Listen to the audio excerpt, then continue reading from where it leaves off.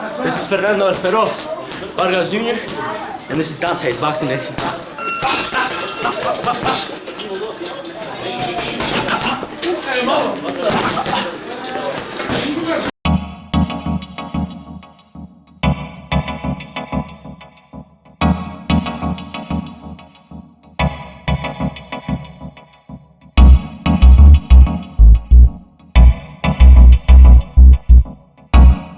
Dante's Boxing Nation, what's going on, guys?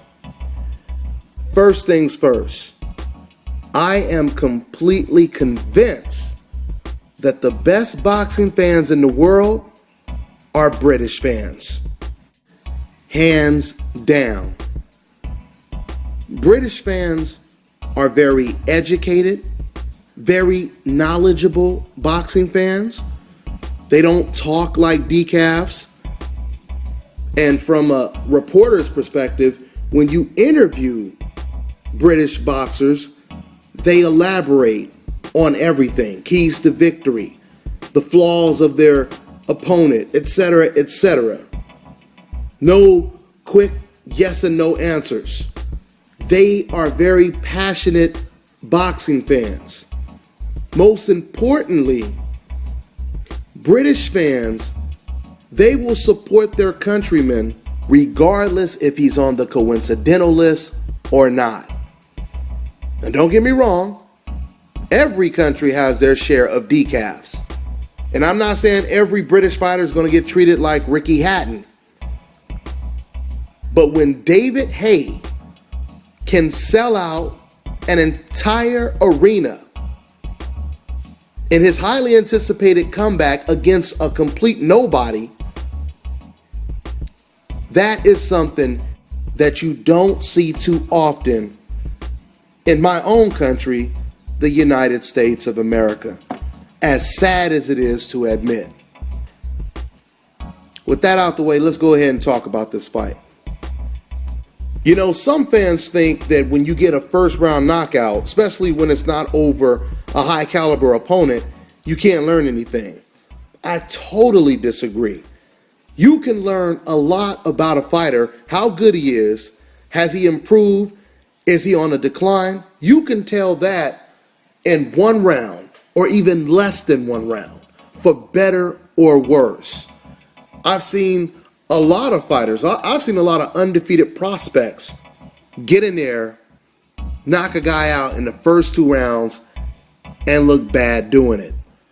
I've also seen fighters get in there in the first round, knock the guy out, and look very good doing it. I think tonight was one of those nights where David Haye, he got his opponent out of the ring, Mori, and he looked sensational doing it. These are some of the first things I notice. Usually when you can land your jab very easily on your opponent, that is a good sign. As a matter of fact, when I was watching the fight, after David Haye, he landed 2 clean jabs, I said, oh, that's a good sign. Right after I said that, David Haye, he landed 1 more nice stiff jab. And you seen David Haye's body language that basically said, oh man, this is going to be easy. Like he just, he kind of shrugged his shoulders, he stood up a little bit, and he was like, this is about to be easy ass work. So that's when he started setting him up with the right hand. There's not too many boxers in a heavyweight division that has the type of intelligence or slickness of a middleweight or even a welterweight. I believe the 2 most slickest heavyweights in the division are David Haye and Luis King Kong Ortiz. Now, you also have Charles Martin, who's going to be fighting later on today against Glaskov. Now, he's real slick too, but this is going to be a real test, so we'll see if that slickness and intelligence carries over when he steps up in competition tonight. But what I like about David Haye is he has such a variety. He has a great jab. He knows how to counterpunch. And now he gained about an extra 17 pounds of muscle, because before he was a blown up cruiserweight. Now he looks like a natural heavyweight. So he's fighting on his front foot and he's backing up Mori, right? Now Mori is starting to get real defensive because he can't get out of the way of that jab. So now since David Haye puts Mori on the defensive, now David Haye, he has to switch his game up and he has to set traps. So what does he start doing? He starts setting him up with the touch jab. Just long enough for Mori to take the bait and run into a counter. This is when David Haye starts catching him with all different type of counters and combinations set up most of the time by the jab. He's catching him with hooks. He's catching him with clean right hands. And this is the one thing I really like about David Haye. People don't pay attention to stuff like this. After David Haye caught him and kind of hurt Mori, before he knocked him out, he threw combinations and then Mori just shelled up. So it looked like for a minute David Haye was about to overexert himself and just throw a whole bunch of shots that he knew wasn't going to land. Soon as Mori shells up again, unlike Mori did before, David Haye, he doesn't fall for Mori's bait.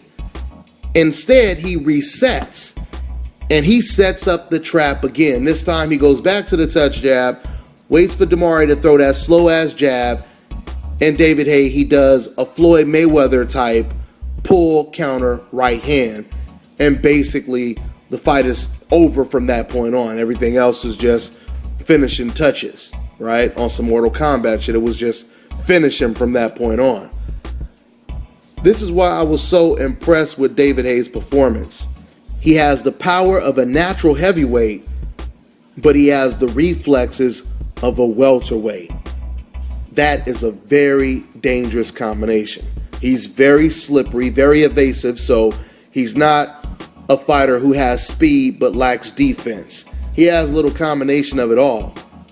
But now we have to see him step up in competition. This was against a nobody, even though Mori, he hadn't lost, I think they said, since 2004 or 2006, but it was obviously against much lesser opposition. So we have to see David Haye step up. But if he goes in the ring with someone like an Anthony Joshua, which he's calling out, man, that is a 50-50 fight as far as I'm concerned. And who knows, man, I might almost lean towards Anthony Joshua. But then at the same time, we have to see if David Haye will be a little intimidated, because when he fought against Vladimir Klitschko, that looked like that was a fight for David Haye to win.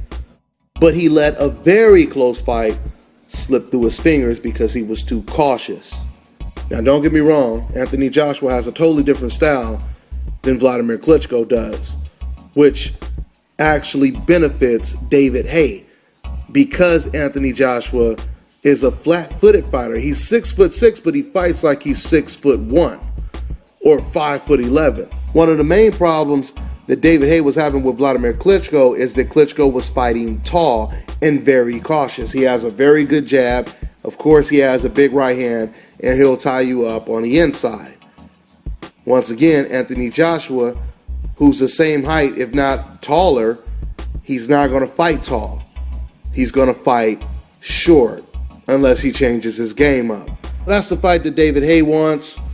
Let's see if Anthony Joshua wants that fight. That fight would be huge in the UK, and I look forward to watching it.